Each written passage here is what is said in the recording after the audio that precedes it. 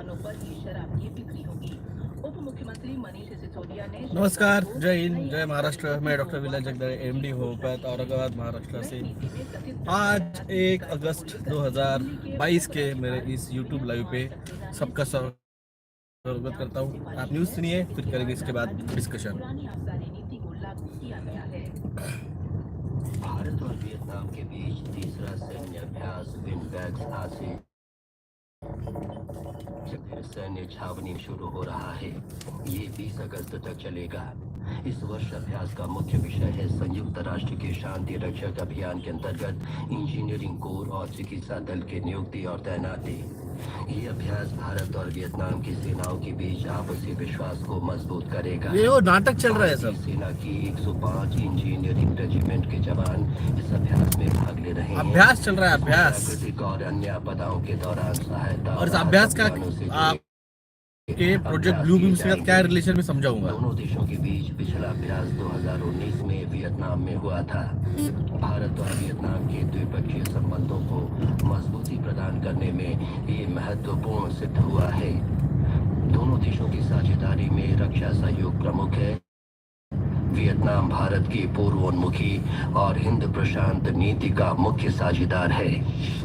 भारत और ओमान के बीच चौथा सैन्य अभ्यास अल नजाह आज राजस्थान के महाजन फील्ड फायरिंग रेंज में शुरू हो रहा है। ये 13 अगस्त तक चलेगा।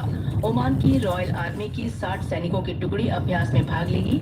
भारत की ओर से 18 मैकेनाइज्ड इन्फेंट्री बटालियन की टुकड़ी भाग ले रही है। दोनों देशों के बीच पिछला अभ्यास वर्ष 2019 में 12 से 25 मार्च तक मस्कत में हुआ था। मालदीव के राष्ट्रपति इब्राहिम मोहम्मद स्वालेह भारत की 4 दिन की यात्रा पर आज दोपहर बाद कई समझौतों पर हस्ताक्षर होने की आशा है। श्री स्वालेह कल राष्ट्रपति भवन में राष्ट्रपति द्रौपदी मुर्मू से भी मुलाकात करेंगे। विदेश मंत्री डॉक्टर सुब्रमण्यम जयशंकर आज मालदीव के राष्ट्रपति से मिलेंगे।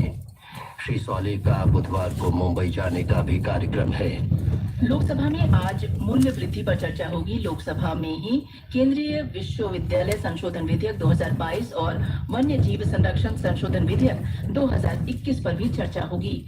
राज्यसभा में आज सामूहिक संघार के हथियार और इनकी आपूर्ति प्रणाली, गैर कानूनी गतिविधियों की रोकथाम संशोधन विधेयक 2022 और भारतीय अंटार्कटिक विधेयक 2022 पर चर्चा होगी। भारतीय जनता पार्टी के वरिष्ठ नेता और केंद्रीय मंत्री अमित शाह ने कहा है कि पार्टी 2024 के संसदीय चुनाव प्रधानमंत्री नरेंद्र मोदी के नेतृत्व में लड़ेगी और तीसरी बार सरकार बनाएगी। श्री शाह कल पटना में भाजपा के 7 प्रमुख राष्ट्रीय संगठनों की कार्यकारिणी की संयुक्त बैठक को संबोधित कर रहे थे। इस अवसर पर भाजपा अध्यक्ष जगत प्रकाश नड्डा ने दावा किया कि परिवारवाद को बढ़ावा देने वाले सभी दल आने वाले दिनों में समाप्त हो जाएंगे और केवल भारतीय जनता पार्टी का ही अस्तित्व रहेगा। ये अब सब छोड़ दो, अब बात करते हैं हम अभी जो हुई न्यूज़ उसके ऊपर।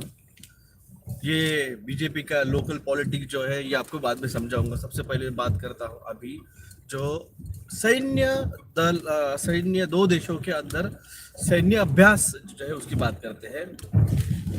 2 देशों में सैन्य अभ्यास की क्या बात है मुझे बताओ। वियतनाम का और भारत का जियोग्राफिकली कोई भी पॉलिटिकली एंड मिलिट्री की तरह से कोई संबंध नहीं है। तो वियतनाम के साथ मिलिट्री प्रैक्टिस का क्या मतलब आता है? ठीक है, ये एक हो गया। दूसरा है अरब इमिरेट्स जो है यूएई, उसका भी भारत के साथ जियोग्राफिकली कोई सीधा डायरेक्ट संबंध नहीं आता है। तो यूएई के साथ भी भारत क्यों मिलिट्री अभ्यास कर रहा है? तो इन दोनों का एक सीधा डॉट कनेक्ट, मैं आपको हमेशा बोलता हूँ डॉट जोड़िए। ये 2 डॉट है, इस 2 डॉट को जोड़ दीजिए।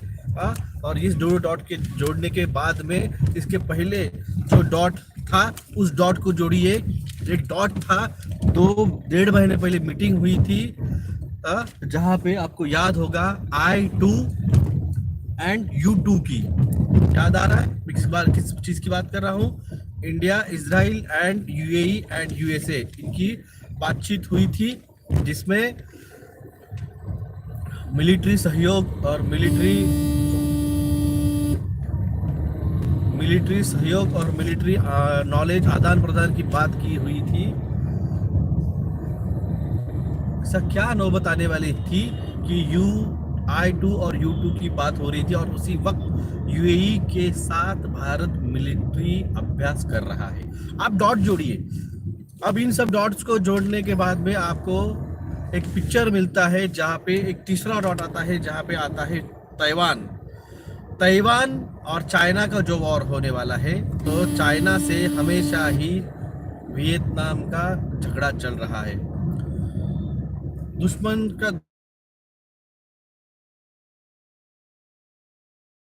दुश्मन अपना दोस्त, ये जो इसको समझिए आप, ये वॉर रणनीति है।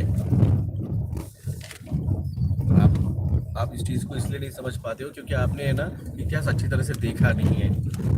तो ये तीसरा डॉट जब आप जोड़ते हो, वियतनाम के ऊपर जब भारतीय सैनिक जाके अभ्यास करेंगे और जब चाइना अमेरिका के ऊपर वॉर करने वाला है, वो ड्रामा स्टार्ट करने वाला है, तो इंडिया को उस ड्रामे में जंप करने के लिए बहुत आसानी जाएगी। अब ये सारे चीजों का आपको अगर अच्छे से 3 घंटे में ये चीज अगर समझनी है, मैं हमेशा कोई ना कोई मूवीज का नाम रेफर करता हूँ ताकि मैं जो समझा रहा हूँ आपको तो आप अच्छे से समझ पाएंगे। तो इसके लिए बैटल वॉर फील्ड नाम का एक मूवी है, बैटल वॉर फील्ड नाम का एक मूवी है, 2019 में आया था। वो देखिए, आपको समझ जाएगा कि ये सारा ड्रामा किस लिए चल रहा है। ये सारा ड्रामा चल रहा है एलियन बिग डिस्क्लोजर के लिए। मैंने आपको कहा था कि आप लोगों को कुछ दिनों बाद अपने शहर के जितने बड़े बड़े साइज के यूएफओ दिखेंगे, वो रियल में रहेंगे। ये नहीं कहा था मैंने कहा वो दिखेंगे। और मैं सच में आपको बता दूं, इतने बेवकूफ भरे पड़े हैं इस भारत में, इस दुनिया में, जो कि आके बोलते हैं डॉक्टर जगदाड़े आप तो बोलते हो कि यूएफओ जो है रियल यूएफओ आप तो देखे। मेरा भाई बाजू आके बैठा है, 1 हफ्ते पहले यानी पिछले संडे उसका और मेरा क्या डिस्कशन हुआ था यूएफओ और सभी चीज़ों पे, और परसों के दिन उसके बाद मेरा क्या डिस्कशन हुआ आप उसको ही पूछ लो।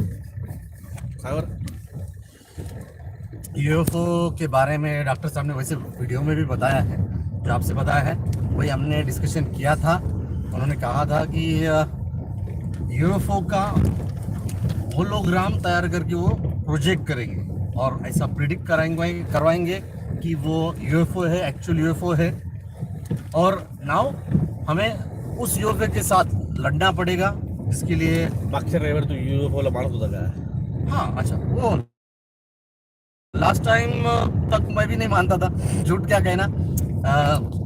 मैंने जब तक रियल में वो यूएफओ देखी नहीं मेरी आंखों से, तब तक मुझे भी यकीन नहीं हुआ। शाम का ही वक्त था, लगभग 7 साढ़े 7 बज गए थे, घर के नज़दीक ही था। बट कोइंसिडेंटली मेरा मोबाइल डिस्चार्ज हो रहा था, इसलिए मैंने उसको पावर बैंक से बैकअप दिया था और डिक्की में रखा था। और मुझे सामने एक टावर के ऊपर, टावर बोले तो actually it's not a tower but building के पीछे की साइड से कुछ चमकती हुई चीज दिखाई दे रही थी। एक ही जगह पे थी, मैं उसको स्टेयर करते रहा। देन आई रियलाइज कि ये यूएफओ ही है, तो मैंने सोचा फिर उसको शूट कर लिया जाए। और मैं जब तक मोबाइल लेने गया तब तक वो यूएफओ जा चुकी थी। तभी मैंने डॉक्टर साहब को फोन करके बताया, भाई को फोन किया, बोला यार मैंने अभी थोड़ी देर पहले यूएफओ देखी जो आज तक में था। फर्स्ट टाइम आई रियलाइज कि कुछ तो भी है। तो दोस्तों ये है कि मेरे बुद्ध भाई को पिछले हफ्ते तक यानी पिछले संडे तक, या ये संडे नहीं इसके पहले का संडे था 24 तारीख, उसको यकीन नहीं था कि ऐसा कुछ है यूएफओ वगैरह। वो उसको लगता था ये भैया ऐसे कुछ बोलते हैं, जब उसने कुछ देखा है। अब आते हैं हम उस सिटी साइज बिग यूएफओस के ऊपर। तो वो जो है वो प्रोजेक्टेड ब्लू बीम रहने वाला है, इट्स होलोग्राम रहने वाला है। ओरिजिनल यूएफओ जो है वो अभी आपको रियल में आपके साथ कम्युनिकेशंस के लिए आने नहीं वाली है। इसलिए जो आने वाला है वो द बिग डिस्क्लोजर है, जिसके अंदर में एक्चुअल में ह्यूमन लेस बॉम्बर जो है वो रहने वाले हैं। और वो उसका होलोग्राफिक प्रोजेक्शन करके वो बॉम्ब अटैक करके आपको बोलेंगे कि ये देखो। अबे रिका मिर्च है ये जी, बावळे झालेत लोक। तो और एक दूसरी बात, भाई साहब, हम जो चोजन वन है, हमको पता नहीं है जब वो फिर देखो ना, बहुत ही बेवकूफ लोग भरे पड़े हैं जो अभी यूएफओ दिख रहे हैं, फिर वो क्या है, तेरे नाना की टांगे। चूतिया लोग तुम लोगों को हम आके बता रहे हैं, तुम सच में औकात नहीं है, तुम लोगों को बचा के कोई फायदा नहीं है। You don't deserve to be going in that fifth dimension. तो जिस चूतिया को नहीं समझा माँ चुदा उधर तुम्हारी। जिसको समझा उसको समझा, मैं अभी एक्सप्लेनेशन नहीं देने वाला हूँ। गुस्सा आता है इतना समझाने के बाद भी ये सवाल आता है ना, मंद बुद्धि तुम्हारे औकात बचा नहीं, मैं कुछ नहीं कर सकता हूँ। तो और एक है बेवकूफ भरे लोग।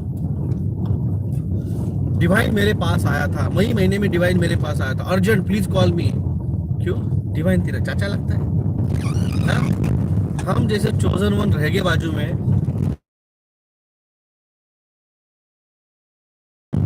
हा? हमारा कर्म का महत्व हम कर रहे थे। अभी तो समझे मोबाइल है यार, इंटरनेट आया वगैरह वगैरह, इसलिए आप लोग सुन रहे हैं हमको। पहले हम हमारे कर रहे थे, अब तक हमको नहीं पता चला है डिवाइन कहाँ पे आगे है, और तुझको पता चल गया भाई। ये तुम्हारे लोगों के भ्रम है। पिछले हफ्ते एक औरत का मुझे फोन आया, मैं माँ वैष्णवी का अवतार हूँ। किसने? माँ वैष्णवी तो आके खुद बताया? हाँ बोले, मुझे माँ वैष्णवी ने खुद बताया है। अरे भाई, यू नीड अ साइकेट्रिस्ट।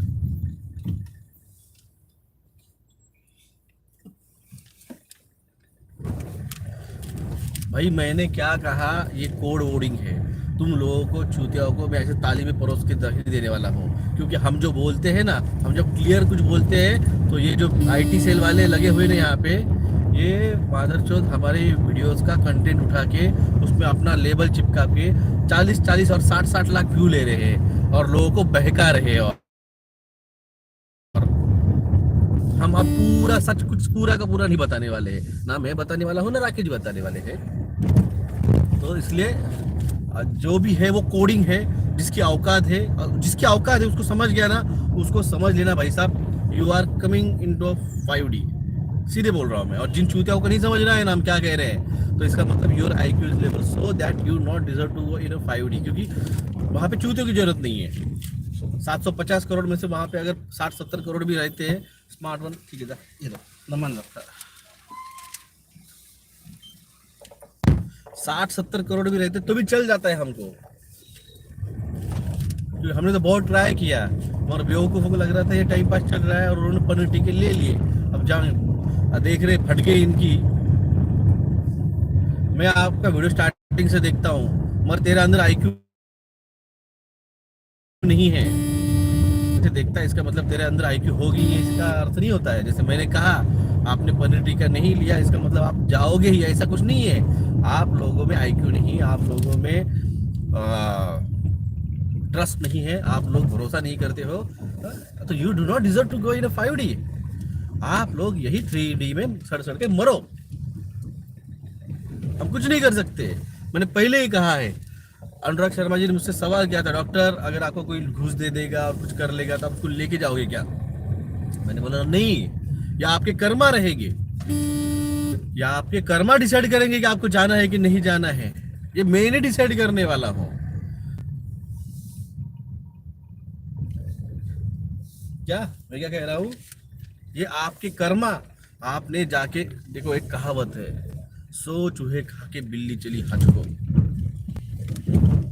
आप सब कुछ कर लेंगे और आपके जो कर्मा है वो अगर आप नहीं करेंगे, जो आखिरी एंड ऑफ द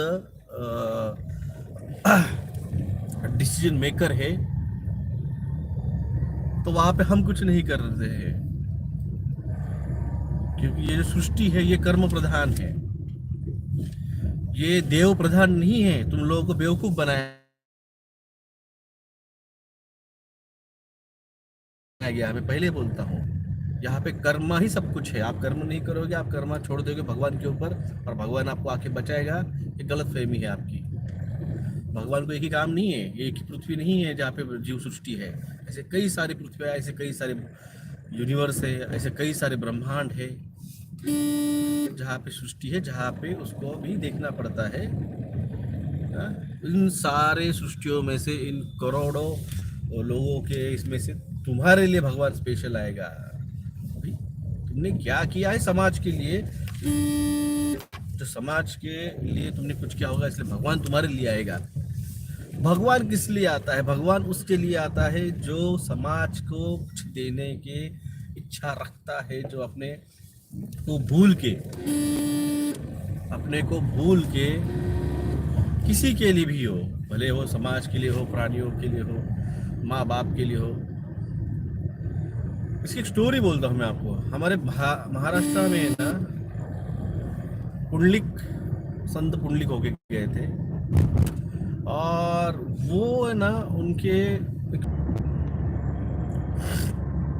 संत पुंडलिक महाराज जो थे ना, उनकी बीवी बहुत खूबसूरत थी, और उनको उस खूबसूरती पे बहुत ये था, गर्व भी था और प्यार भी था। तो वो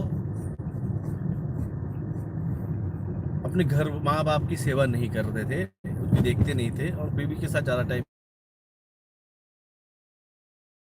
जाते थे। तो बाहर क्या हो गया, एक ऋषि के पास वो ऐसे ही घूमते घूमते माँ बाप ने इच्छा व्यक्त की, क्या मुझे तू वही जो है काशी का दर्शन करा के ला, 2 धाम करा के ला। तो अपने माँ बाप को लेके गए वहाँ पे। वो एक आश्रम में गए ऋषि के, और ऋषि के आश्रम में गए। वो एकदम सीधा साधा आश्रम था, सब पत्ते, शाम का टाइम था, सब पत्ते वित्ते गिरे हुए थे, हालत अच्छी नहीं थी आश्रम के आउटसाइड की। तो उसने कहा, मजा किया माँ कि क्या है, इतना गंदा है, ऐसा है वैसा है, यहाँ पे भगवान क्या आएंगे। तो उस ऋषि ने कहा, भाई रुक थोड़ी देर, सुबह देख ले क्या होता है। जब सुबह पुंडलिक उठे, पुंडलिक महाराज, तो उन्होंने देखा कि खुद भगवान उस आश्रम का जो है वहाँ पे वो झाड़ू लगा रहे थे, और ये देख के उन्हें जो है वो पानी का छिड़काव कर रही थी। तो ये देख के वो बहुत अचंभित हो गए। उन्होंने पूछा ऐसा क्यों है। तो उन्होंने कहा कि मैंने भगवान को भगवान की तरह नहीं पूजा, भगवान की तरह उससे नहीं किया, मैंने उसको दिल से एज ए सखा, एक सहयोगी की तरह देखा है। तो इसलिए वो मेरे सारे काम करने के लिए खुद आ जाता है। फिर उस चीज़ की उन्हें अनुभूति हुई। वो घर गए, उन्होंने बीवी के साथ जो उनका रिलेशन था, एक्सट्रीम लव का, वो कम किया और माँ बाप की सेवा करना स्टार्ट किया। अब पुंडलिक का ये देखा हुआ, संत पुंडलिक का ये देखा हुआ, एग्जाम लेने के लिए खुद भगवान विष्णु यानी विठल जी ने डिसाइड किया कि इसके एग्जाम लिया जाए। वो आए और घर के बाहर खड़े हो गए, धूप का टाइम था, खड़े हो गए। उन्होंने कहा, पुंडलिका मैं आ गया हूँ। बोले कौन है? बोले भगवान विष्णु हूँ मैं।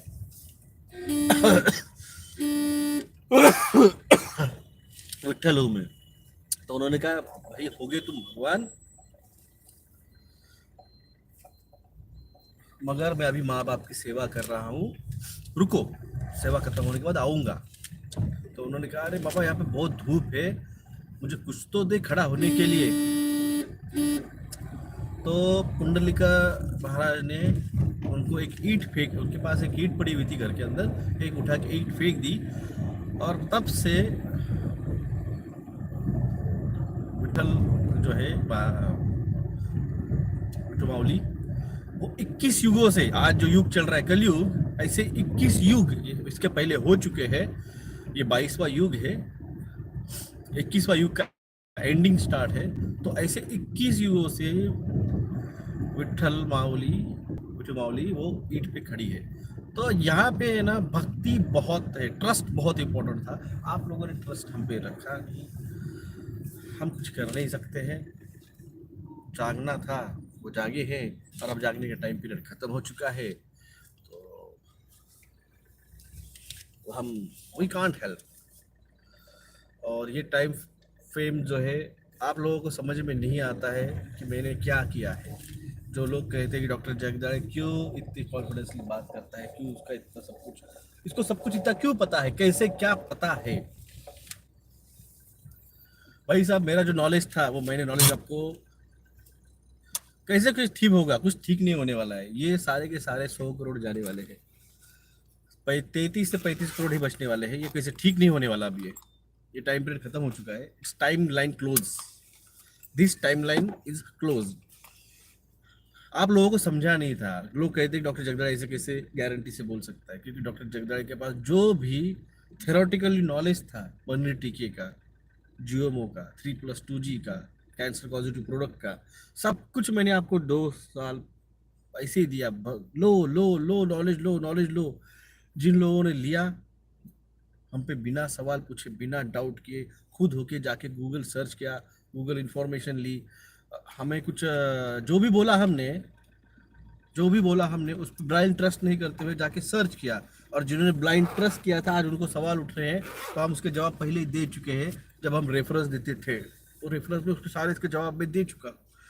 अब जो है, आप लोगों पे ट्रस्ट नहीं था, आप लोगों को भरोसा नहीं था, आप लोगों ने मजाक उड़ाया, तो हमें इसका कोई फर्क नहीं गिरता है। हम उस चीज़ के ऊपर उठ गए हैं। अब मुझे उसका कोई फर्क नहीं गिरता है कि आपने क्या कहा, कहा नहीं कहा, क्योंकि आपको एक हम बात समझा रहे थे कि ये बात मानो रे, ये बात मानो रे, जागो रे, जागो रे, अवेकन हो जाओ रे, अवोकन हो जाओ रे। हाँ? क्योंकि हर चीज़ एक्सप्लेनेशन नहीं की जाती। आप समझो मेरी बात को समझो।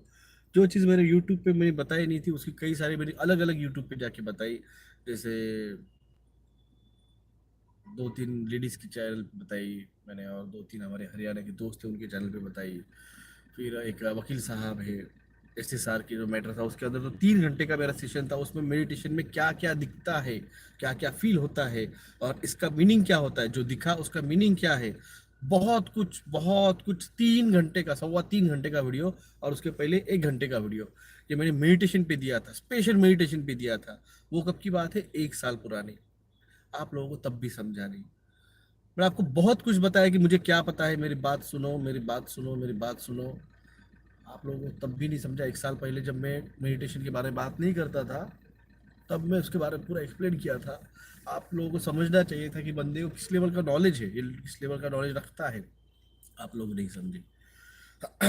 तो अब जो था वो पीरियड, टाइमलाइन मैंने आप लोगों को जगा के सब कुछ बताया, इन्फॉर्मेशन दी कि ये है वो है। और मेरी बात सुन के कम से कम एशिया में 80 करोड़ लोगों ने बच गए पनीर टिक्की से। नेपाल में, बांग्लादेश में, भारत में, इंडोनेशिया में, पाकिस्तान में, अफगानिस्तान में, दुबई में, ऐसे एशियन कॉन्टिनेंट में बात कर रहा हूँ। तो लगभग एक 80 करोड़ लोगों की मैंने यहाँ पे बचाई। और ओवरऑल द वर्ल्ड देखा जाए तो 120-130 करोड़ लोगों ने मेरी बात सुनी।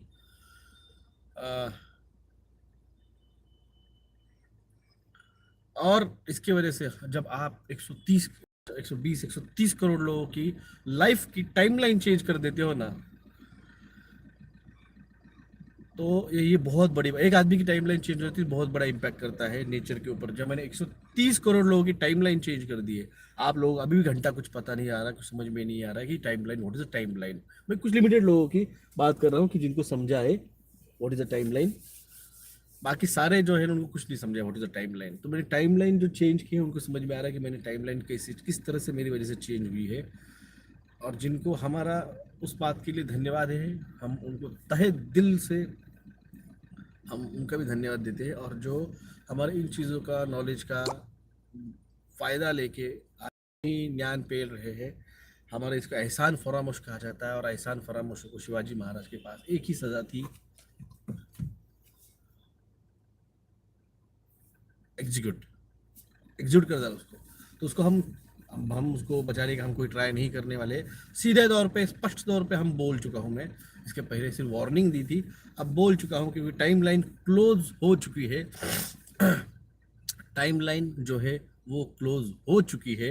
अब उन लोगों का टाइम लाइन का जो है वो जो ब्रांच, आप लोगों को अभी भी मजाक चल रहा है कि what is the time line और ये वो, तो आपको नहीं समझ में आएगा। तो आपका टाइमलाइन जो है वो एक जगह पे जाके रुकने वाला है अगले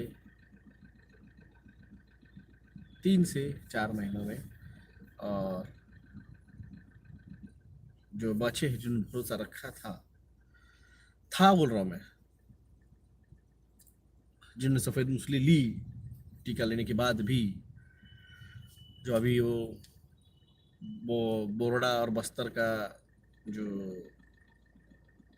मशरूम खा रहे हैं, ट्राई कर रहे हैं, बस वही बचेंगे। बाकी जिन्होंने डाउट किया है, अभी आपने अपनी घर वालों को बोल रहा कि पहुंचाने की तैयारी आप कर डालो, हमें कोई फर्क नहीं गिरता है। हमने आपको वैसे पहले श्रद्धांजलि दे चुके हैं जिन्होंने हम पे ट्रस्ट नहीं किया, जो जागे नहीं, क्योंकि जागना इंपॉर्टेंट था ना, जो जागेगा वही बचेगा टैगलाइन थी। क्या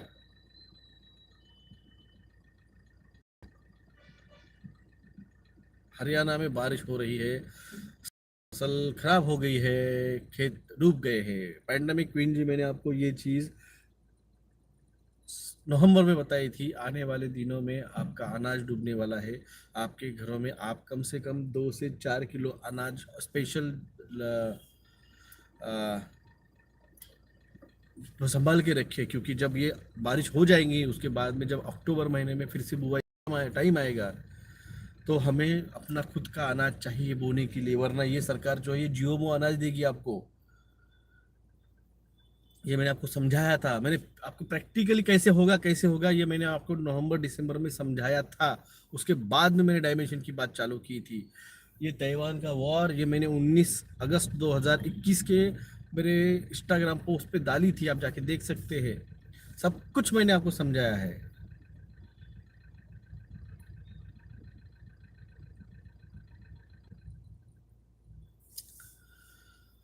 कांचन विथ माँ, भाई हम आपको क्यों बताएं कि हमें क्या पता है क्या नहीं पता है, क्योंकि यहाँ पे स्वार्थी राहु केतु भी बैठे हुए हैं, जो डिजर्व नहीं करते हैं फिर भी यहाँ पे आके बैठे हुए हैं। तो इनको क्या लगता है कि आप लोगों को हम ऐसे ही बैठे बैठे बचा लेंगे?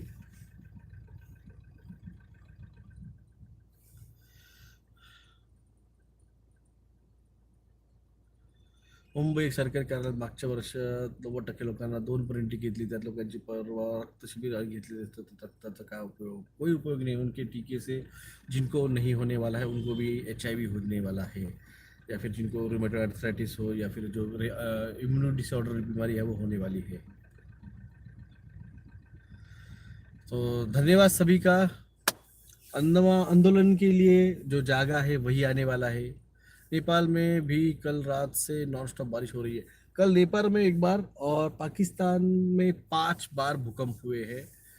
मैं आपको फिर से एक वार्निंग दे रहा हूँ, Asian tectonic plates movement start हो चुकी है।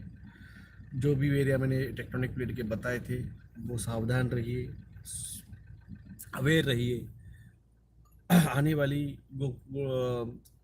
गोकुलाष्टमी और दही हंडी, इन 2 दिनों में एक मिनी सुनामी एक्सपेक्टेड है, आएगी ऐसा कुछ नहीं भाई साहब, मैं आपको एक बोल रहा हूँ कि एक एक्सपेक्टेड है, आ सकती है 98%। मैं आपको 98% बोल रहा हूँ, 98% आ सकती है सुनामी गुजरात और मुंबई और कोकन पट्टी के ऊपर। सिर्फ मुंबई की नहीं बात, पूरे कोकन पट्टी की बात कर रहा हूँ। गुजरात से लेके मुंबई और कोकन पट्टी के ऊपर एक सुनामी 98% आ सकती है। Be prepared.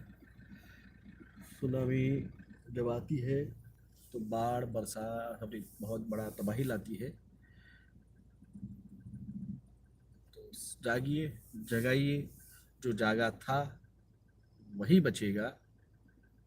जय हिंद, जय महाराष्ट्र।